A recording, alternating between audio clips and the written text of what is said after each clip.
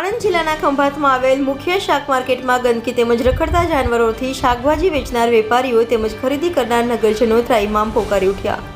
સ્થાનિકોના જણાવ્યા અનુસાર છેલ્લા 3-4 દિવસથી કચરાની સફાઈ ન થતાં ખૂબ જ દુર્ગંધ મારતી ગંદકી જોવા મળી રહી છે. જ્યારે 3-4 દિવસથી કૂતરું મરી ગયાની જાણ નગરપાલિકાને કરવા છતાં યોગ્ય કામગીરી ન થતાં સ્થાનિકોમાં જનજાગૃતિ જોવા મળી રહી છે.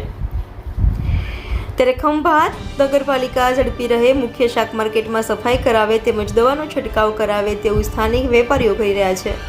ત્યારે હવે જોવાનું એ કે ક્યારે કુંભકર્ણની નિંદ્રામાંથી જાગી ખંભાત નગરપાલિકા મુખ્ય શાક માર્કેટમાં સફાઈ કરાવશે તેવું સર્વે નગરજનો તેમજ સ્થાનિક વેપારીઓ કહી રહ્યા છે. Reporter Ashwin Khatri, India 24 news, Khambhat. આમ છે તારું? અજીતભાઈ મનુભાઈ ચુનાળા. અને શું સમસ્યા છે માર્કેટની? માર્કેટની અંદર ગાયની બહુ સમસ્યા છે ને આ કચરો પેટી વચ્ચે ને વચ્ચે પડેલો છે ને ગાયો કૂતરા મળેલા પડી રહી છે ને 3-4 દિવસથી સાફ સફાઈ કરવા આવતા નથી.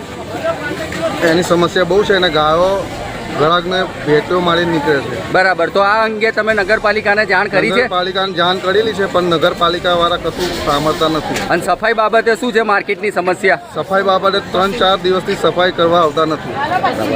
સફાઈ કરવા 3-4 દિવસથી આવતા નથી. આલાભાઈ ટ્રાન્સપોર્ટ વાળા, મમતા ટ્રાન્સપોર્ટ ખંભાત. અને શું સમસ્યા છે તમારી? સમસ્યા 3 દિવસથી આ સુરત શૌચાલયની પાછળ એક મરેલું કૂતરું અહીંયા પડ્યું છે. નગરપાલિકાના કર્મચારી પ્રમુખશ્રી અને બીજા અધરવાઇઝ કર્મચારીઓને જાણ કરી છતાંય કોઈ લેવા આવતું નથી.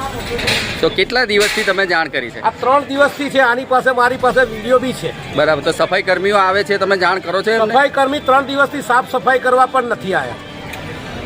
આ કચરા પેટી અમે માડા થઈ ગયા. અમે ગાયો એટલી ત્રાસ કરે છે, ઘણા બી આવીને ઊભું નહીં રહેતું. અમે બીમાર બી થઈ ગયા છે, પણ અહીંયા કોઈ 3-4 દિવસથી સાફ કરવા બી નહીં આવતા. 3-4 દિવસથી નગરપાલિકા સાફ સફાઈ કરવા આવતી નથી.